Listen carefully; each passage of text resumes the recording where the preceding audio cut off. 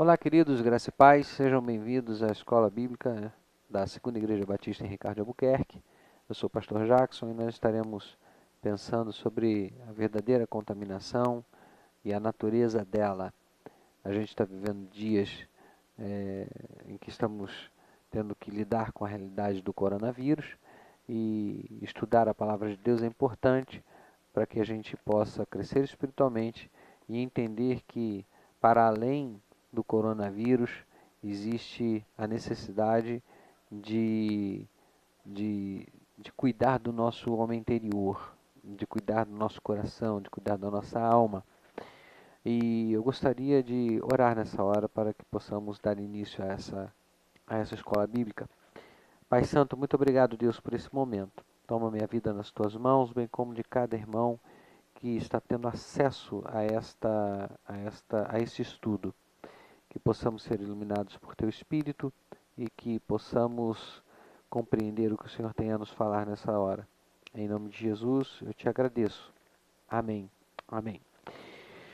Queridos, é importante a gente fazer algumas perguntas. O texto que nós vamos ler é o texto de Marcos, capítulo de número 7, versos de número 14 ao 23. Eu farei a leitura do texto e logo em seguida nós estaremos procedendo às perguntas e estaremos, obviamente, lendo as respostas, identificando as respostas no texto e crescendo espiritualmente para a glória de Deus. Assim nós estaremos procedendo.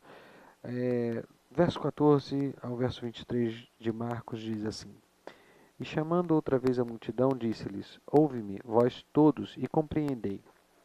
Não há nada fora do homem que entrando nele possa contaminá-lo, mas o que sai do homem é o que contamina o homem. Se alguém tem ouvidos para ouvir, que ouça.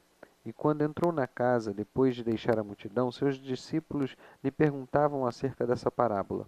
Ele lhes disse: Assim também vós estáis desprovidos de entendimento? Não compreendeis que tudo o que de fora entra no homem não o pode contaminar? Porque não entra em seu coração, mas no ventre, e depois é lançado fora. E disse isso purificando todos os alimentos. E dizia: O que sai do homem, isso contamina o homem, porque do interior do coração dos homens saem maquinações perversas, fornicações, furtos, assassinatos, adultério, avareza, maldades, engano, falta de vergonha, inveja, maledicência, arrogância, estupidez. Todos esses males saem de dentro do coração do homem. Bom, queridos, a gente percebe então que Jesus estava preocupado com o coração do homem e as suas paixões, né? A gente vê que Jesus quis claramente mostrar que o que contamina o homem não é o que há fora do homem. O que contamina o homem não são, por exemplo, alimentos que possam estar contaminados ou contato com pessoas diferentes. Não, nada disso. Jesus estava preocupado com o que sai do coração do homem e que poderia contaminar. Isso é importante nos nossos dias porque, visto a situação que nos encontramos, é bem possível que hoje cada família está passando mais tempo com os seus familiares do que passava antigamente. Estamos sendo forçados a manter uma disciplina mais rígida com a nossa purificação e a purificação das coisas que entram no nosso lar, assim como os judeus também, naquela ocasião, eram muito preocupados e tinham uma série de rituais para que eles pudessem então estar purificados e próprios para estar dentro de casa e poder participar de refeições. Eles deveriam ter as mãos lavadas, os pés lavados, eles precisariam ter todo o ambiente purificado para então participar das refeições. E hoje nós estamos tendo, graças a Deus, né, a oportunidade também de agir com bastante cuidado, com bastante cautela. E percebemos então que o que sai do coração do homem pode trazer complicações que não estão previstas na nossa disciplina de higiene, por exemplo, ou de cuidado com a alimentação, ou de cuidado com a nossa saúde.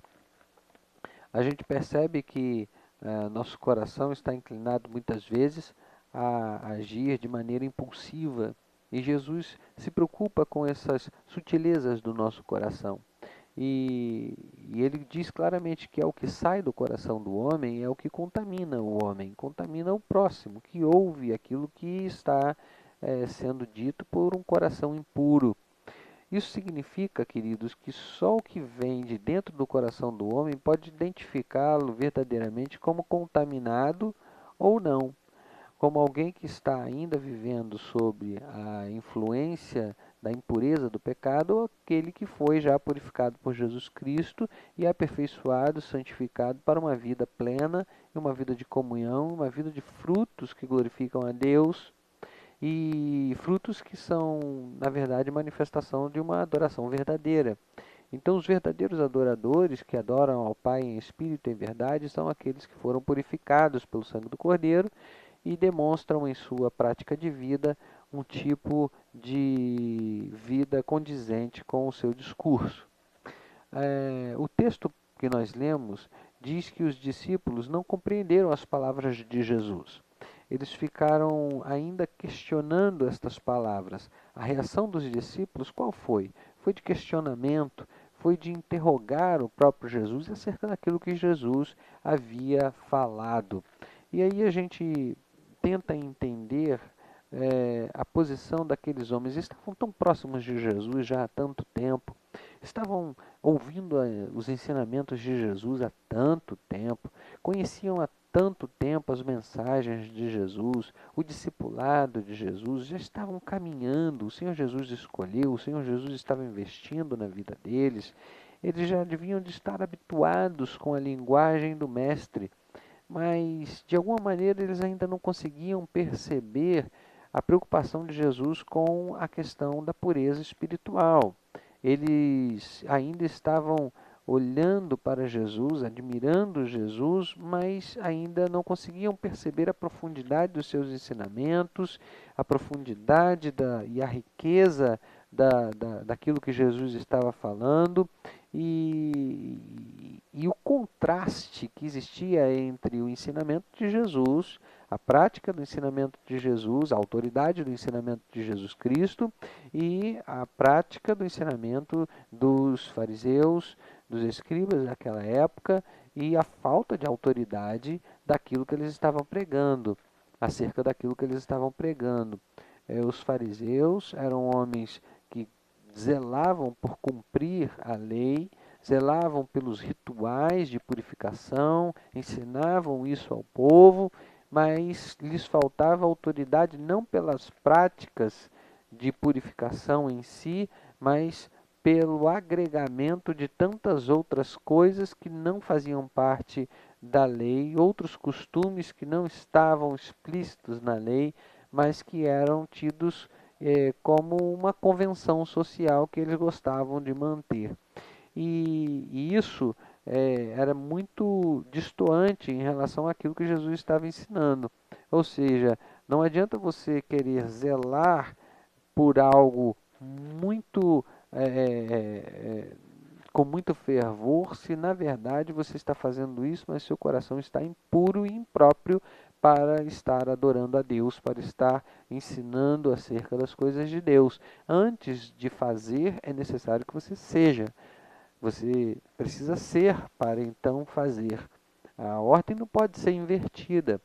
E a gente compreende isso. E esse ensinamento era profundamente radical para os discípulos de Jesus Cristo naquela época, tornando assim de difícil compreensão.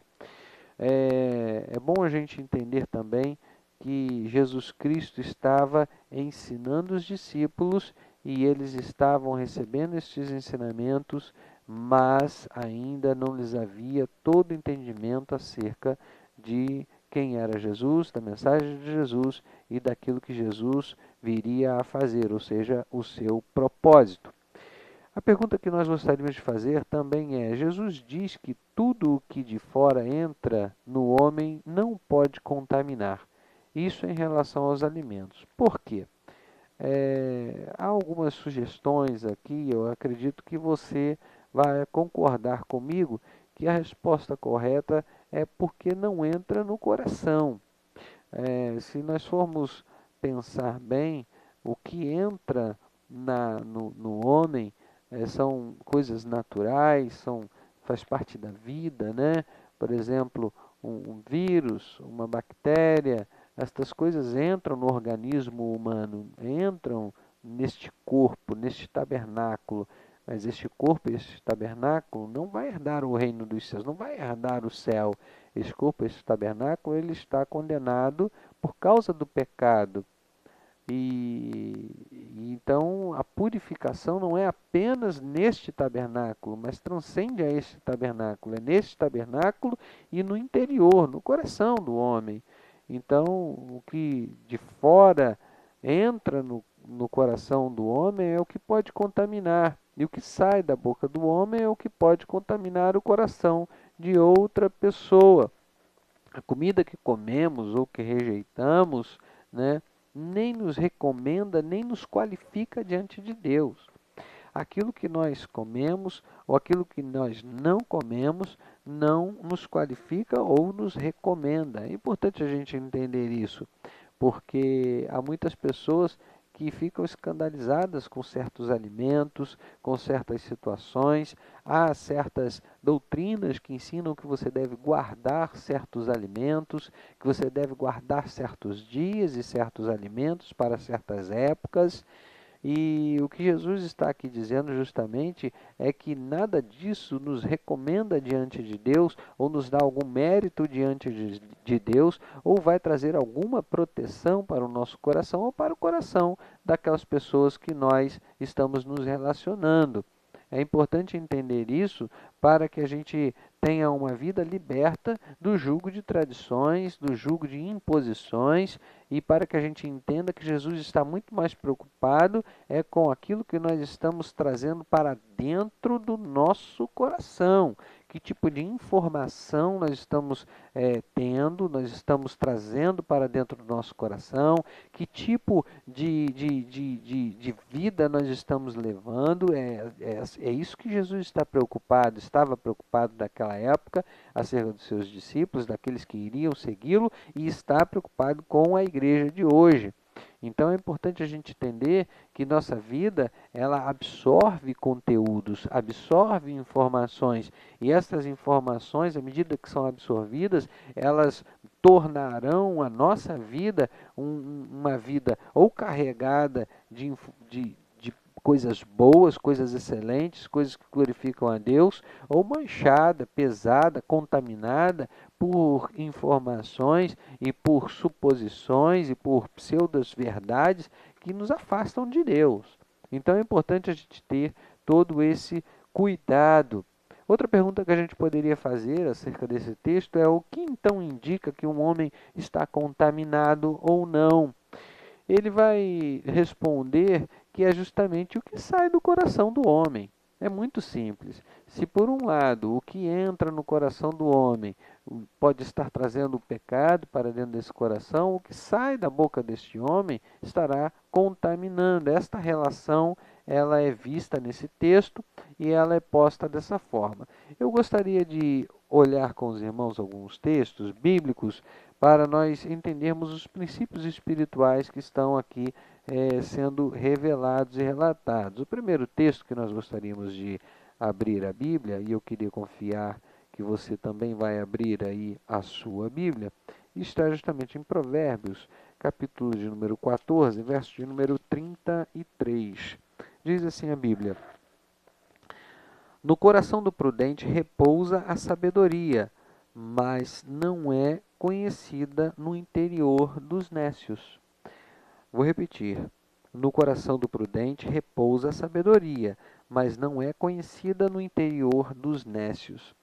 Eu vou pedir também que você abra sua Bíblia lá em Provérbios 20, verso 24. Nós vamos ver outro texto bíblico que vai nos apontar essa verdade. Provérbios 20, 24 diz assim: do Senhor são os passos dos homens. Perdão, do Senhor são os passos do homem. Como, pois, entenderá o homem seu caminho? se é Deus quem constrói a vida do homem, se é Deus que lhe instrui os passos, se é Deus quem está à sua frente, como, pois, ele pode entender o seu próprio caminho a partir da sua própria experiência de vida? É difícil, não é fácil, e justamente pelo fato de muitas vezes estarmos limitados acerca de entendimento das situações que nos estão postas na vida. A palavra de Deus ainda vai nos apontar outro texto que pode nos dar bastante essa questão, que é Jeremias capítulo 17, verso de número 9. Eu gostaria de pedir a você que estivesse abrindo sua Bíblia, Jeremias capítulo de número 17, verso de número 9.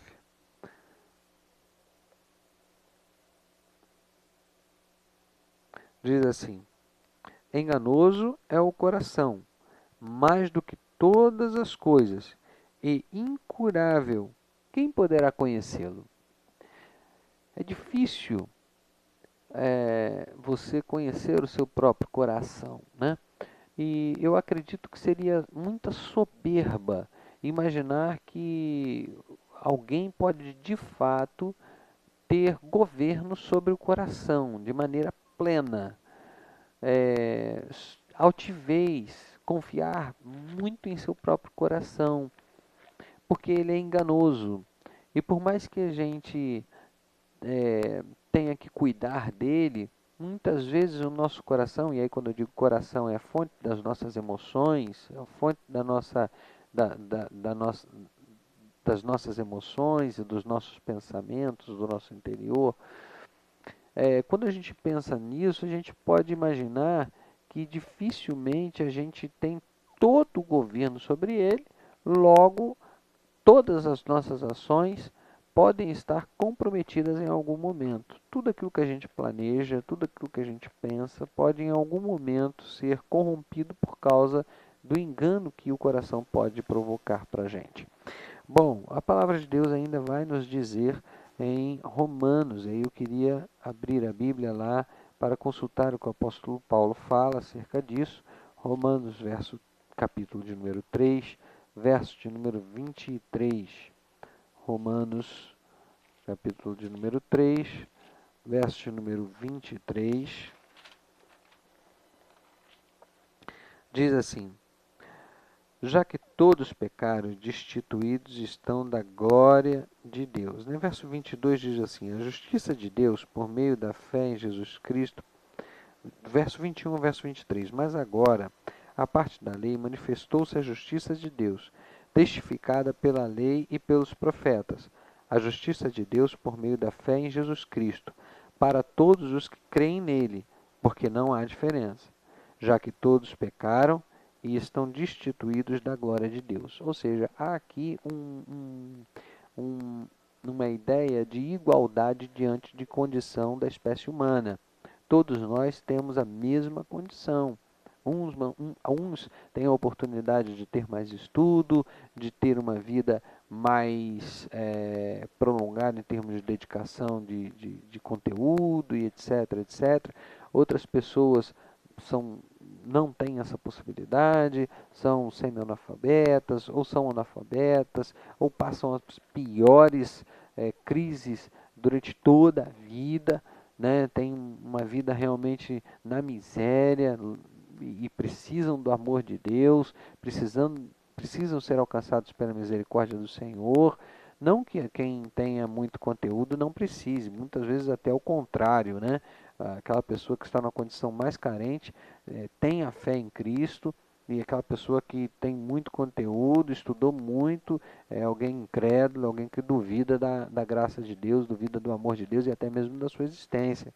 Mas no caso aqui, o que o texto quer dizer é que todos nós estamos nivelados no que diz respeito à condição de pecadores diante de Deus.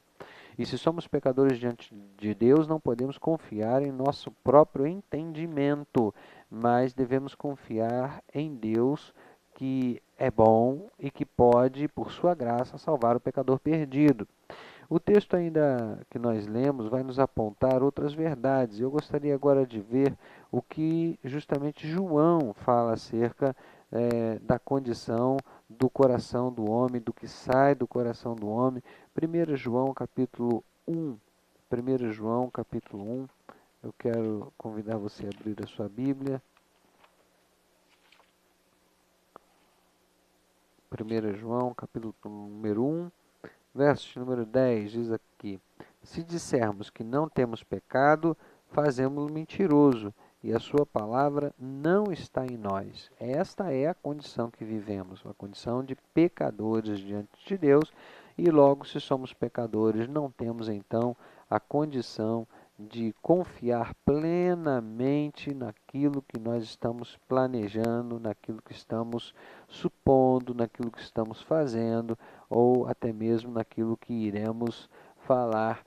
Precisamos ter muito cuidado com as nossas palavras, pois elas podem contaminar o coração de outra pessoa com pensamentos impróprios, pensamentos ruins e pensamentos pecaminosos, né?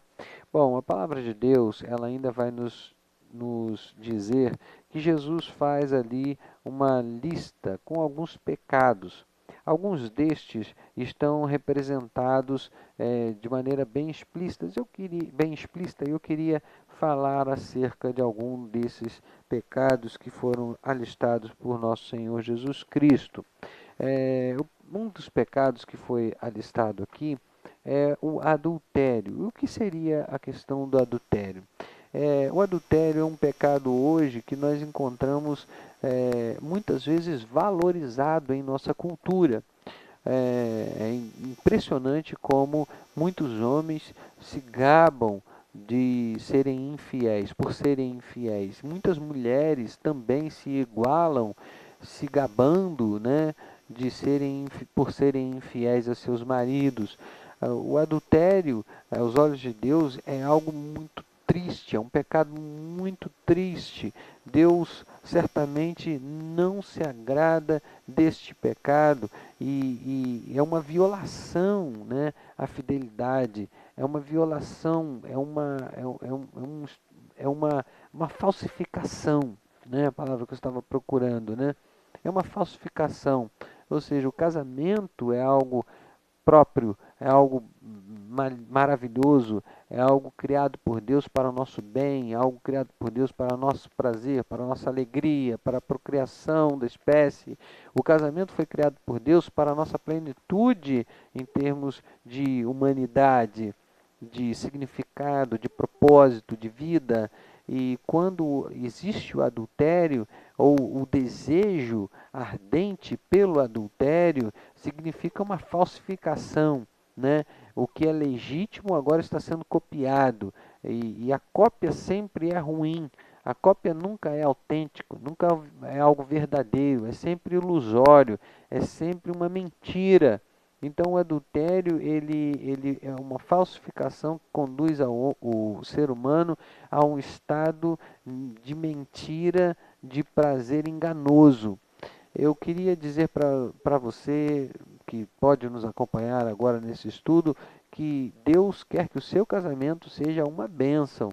Deus quer que a sua família seja uma bênção, seja verdadeira, né? É aquilo que é mais precioso que Deus pode confiar à sua vida. Eu sempre penso numa nota de R$ 100, né? Eu lido, quando eu vejo, né, essa situação, quando eu penso nessa situação do adultério, né? Se eu te der uma nota de R$ 100, você certamente vai ficar muito feliz, muito alegre, pelo conteúdo, pelo valor que aquela nota tem. Agora, se eu te der uma nota de R$ 100 falsificada, e você não souber que aquela nota é uma nota falsificada, quando você precisar realmente usar aquela nota, você em alguns momentos, você vai ter a falsa impressão de que tem um determinado valor, de que tem um determinado bem, mas no fundo, quando você utilizar aquilo, você sabe que pode estar enganando alguém, fazendo alguém errar, e pior do que isso, você pode ser preso por causa disso. Ou seja, aquilo não é verdadeiro, aquilo tem riscos, aquilo é uma caricatura feia daquilo que é real. O adultério é algo distorcido daquilo que é o casamento, né? E outra palavra que Jesus fala, né, é acerca da cobiça, né? O que seria cobiça? Cobiça seria o desejo imoderado e inconfessável de possuir, né? A cobiça é algo tão pequeno, né? É um pecado tão ruim para os relacionamentos, né?